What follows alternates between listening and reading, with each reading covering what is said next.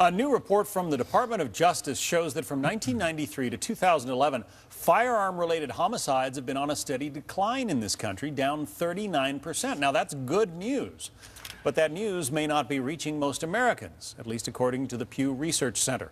A new poll asking, compared with 20 years ago, have gun crimes gone up, down, or stayed the same? 56% think they've gone up, 12% say they've gone down, 26% say they have stayed the same. Rick, to you first. Should the media be doing a better job of illuminating people here? Yeah, I mean, of course, we all know that, gun violence, even one time, is a tragedy. But it's clearly gone down, and the media, they just don't want us to know. My favorite is MSNBC immediately jumped on the story to say, well, that doesn't necessarily mean the problem is solved. We still have the problem even though the deaths are decreasing. And so they just can't admit it. This is advocacy journalism at its best. Or is it another case, maybe like the Benghazi scandal, of the media trying to ignore the facts? Well, it could be the case that the media has a gun control agenda that leads them to trumpet school shootings and so on to push the country in a certain direction. I'm going to consider that possibility while others talk. No, these are facts that have to be put in context. And Rachel Maddow of MSNBC, yes, I know she's not a quote news person, she's a commentator, but she did point out that there are still 11,000 deaths a year because of gun violence, and that 2, gun violence in America is worse than in any other Western industrialized country in the world, and 3, that, and I think this is the sad part, is that part of the reason people are living is that doctors are getting better at patching up those who are the victims of gun violence. But it is more than that, Judy. The DOJ report also said that non-fatal firearm crimes declined 69% during that same period, 93 to 2011. And that is also true. And that didn't get much coverage.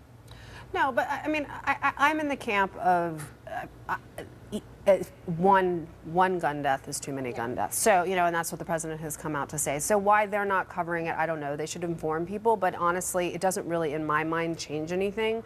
I don't think it was just the liberal media that was, covering the Newtown shooting. Fox News spent a lot of time covering it. I think it was a national tragedy and something that we're all concerned about. So, on this one, I have to say, I think that, they should cover it, but it doesn't disprove that we need gun control. Right. But I do think that with the proliferation of so many media sources and the competition to cover stories like this that are very tragic, you get an impression that there is a massive gun crime wave happening, and the statistics just don't bear that out.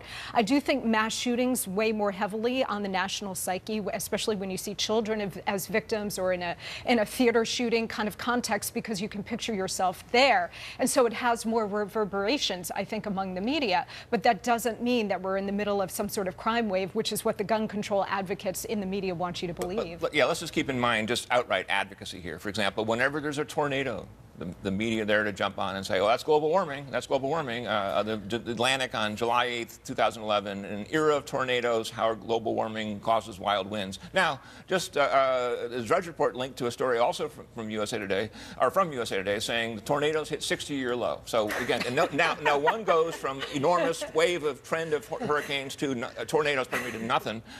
Media bias. And then there's Rick Grinnell, then there's Piers Morgan, the anti-gun host on CNN, who got an award from the Brady campaign to reduce gun violence.